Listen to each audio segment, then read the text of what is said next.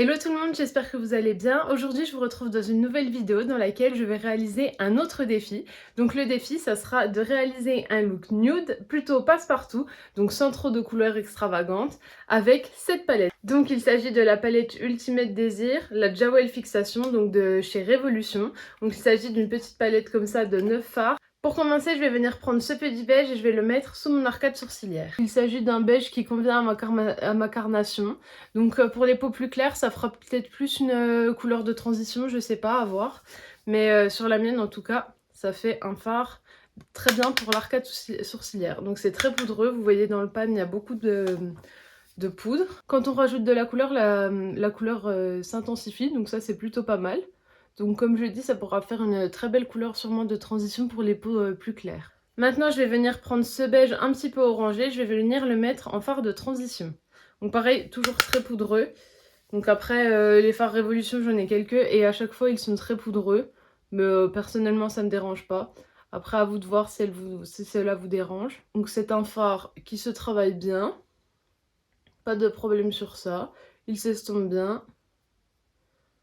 Il est pas très pigmenté, puisque dans le pan, il a l'air plus foncé, alors qu'en réalité, il est un peu plus clair, mais c'est pas grave, comme il se travaille bien, ce n'est pas un souci. Je viens en reprendre légèrement, je tapote, et puis j'en remets. Je viens prendre un autre pinceau, maintenant je vais venir prendre ce petit orangé juste ici, mais comme on veut un look passe-partout et nude, je vais en prendre juste très légèrement, parce que s'il est pigmenté, ça sera plus très léger. Et je vais venir en poser en coin externe et le remettre dans mon creux. Comme je n'ai pas pris beaucoup, donc ça fait l'effet que je veux, donc c'est super. Et là, je viens estomper le tout donc avec le fard précédent. Maintenant, je vais venir prendre ce petit marron juste ici et je vais venir tracer un trait de liner donc en fard. Je ne sais pas si vous allez bien voir, mais c'est quelque chose. Donc j'ai fait un liner un petit peu fumé pour presque pas qu'on le voit. Et maintenant, je vais venir mettre donc les petites paillettes dorées sur le coin interne de la paupière. Donc c'est un doré qui est très jaune, donc je vais venir un petit peu l'estomper avec mon fard. Le look final pour cet œil. Je viens faire la même chose de l'autre côté et je reviens pour vous montrer le résultat final. Me revoilà après avoir fait le même look sur l'autre œil et avoir mis un peu de crayon noir dans la muqueuse et du mascara.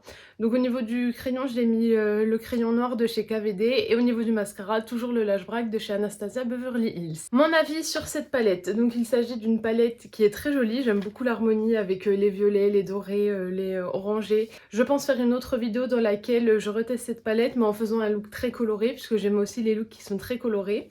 Dites-moi ce que vous pensez de ce look, donc est-ce que c'est un look qui passe partout, est-ce que c'est un look assez nude? Je pense que le défi est plutôt réussi, mais je pense que si le doré avait été un petit peu moins jaune, s'il avait été un petit peu plus doré champagne, ça aurait fait un look encore plus nude et encore plus passe-partout.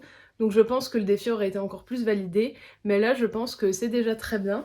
Je ne pensais pas réussir un look aussi nude avec cette palette, puisque moi tout de suite je vois un look très coloré avec notamment ce beau violet et ces belles paillettes juste ici. Donc on se retestera ça très vite ensemble. Mon avis sur cette palette, eh bien pour les fards que j'ai testés, ils se travaillent bien.